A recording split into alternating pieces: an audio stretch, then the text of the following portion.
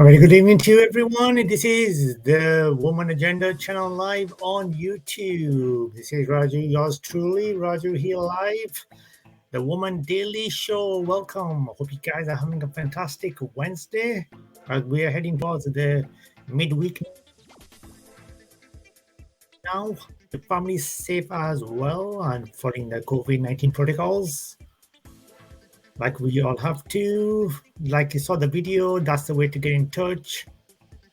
If you want to be featured on the channel, if you want a live interview, or if you want to advertise with us and promote your products, this is the email address to get in touch with, talentspotlight309@gmail.com, talentspotlight309@gmail.com. And as you can see, a very famous presenter, we are talking about her. These are the top headlines.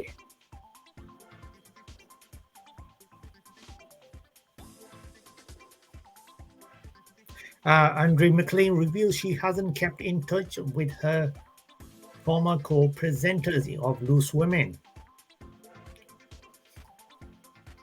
University of Cumbria students are keeping women safe in their town. And women's football is gaining a record crowds and soaring popularity. And how can they keep?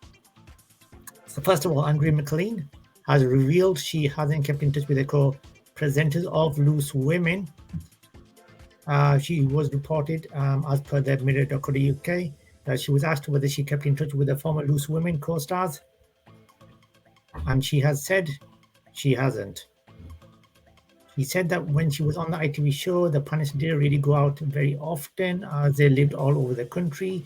They said there's texting and messaging.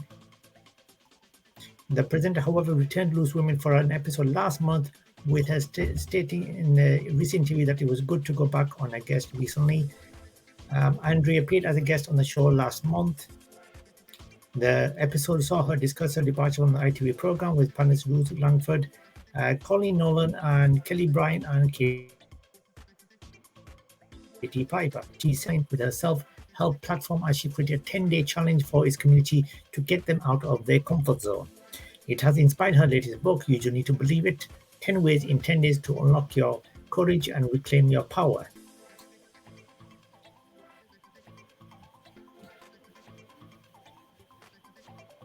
She spoke about her departure from Loose Women in an exclusive interview with the Mirror last month, in which she said she didn't regret her decision to leave. She said, I look back fondly on my time there.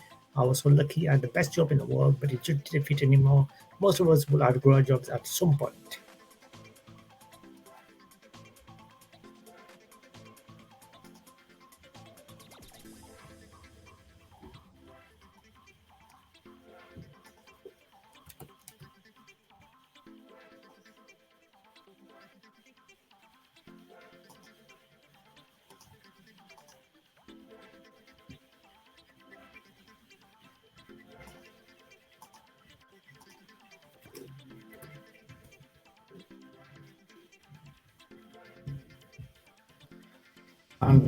The next story which we are covering is about the use of Cumbria students, how they keep women safe. As per reported by the news and Star.co.uk, University of Cumbria students are keeping women safe in Carlisle safe and on Saturday nights as part of a wider violence against women and girls. It's VAWG campaign. The 70 student volunteers will rotate on Saturday nights, helping anyone who feels vulnerable or unsafe on a night out. The scheme has been introduced as part of the Safety Women Project, which has been funded by a successful bid from Cumbria's Police and Crime Commissioner Peter McCall. The volunteers will be based at a multi-agency welfare hub outside Carlisle train station. They're trained in first aid, conflict resolution, safeguarding, and can spot signpost those in need for the correct service. Gary Slater, Principal Lecturer of Policing at the University of Cumbria, said, "We're delighted that a number of our students doing criminology, law, policing, and security degree programs are involved at Safer Streets. Volunteers in the night welfare hub outside Carlisle railway station. They completed all the necessary training provided in readiness for this.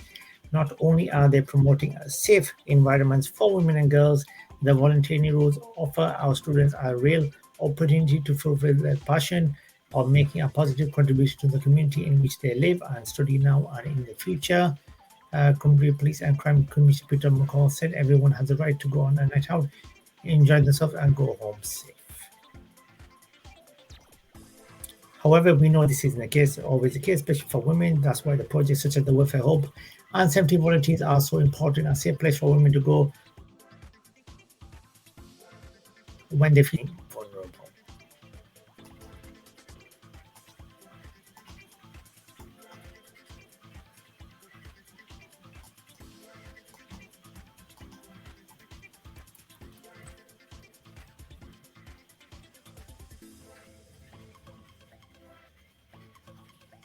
And finally, women football is gathering record crowds and soaring popularity. Let's see what's that about.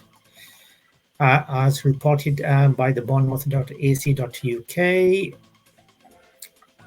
on Boxing Day 1920, basically what happened was a sellout crowd of 53,000 watched a women's football match at Liverpool Goodison Park, with others waiting on site, with more than 900,000 women working in munitions factories during the First World War. Many factories set up women's football teams to keep the new female workers healthy and safely occupied. At the time, women seemed to be breaking barriers in sports society, but with almost 100 years before, similar numbers of spectators were seen again at the women's sports matches. And in 2022, crowds are now breaking world records. In March, for example, it was 91,553 people watched Barcelona play Real Madrid in the UEFA Women's Champions League, the highest attended women's football match of all time.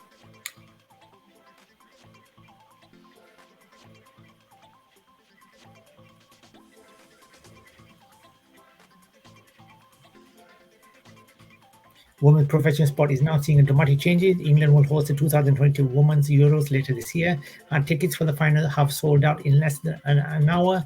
There is clear demand from fans, and not just for women's football, but other professional women's sports.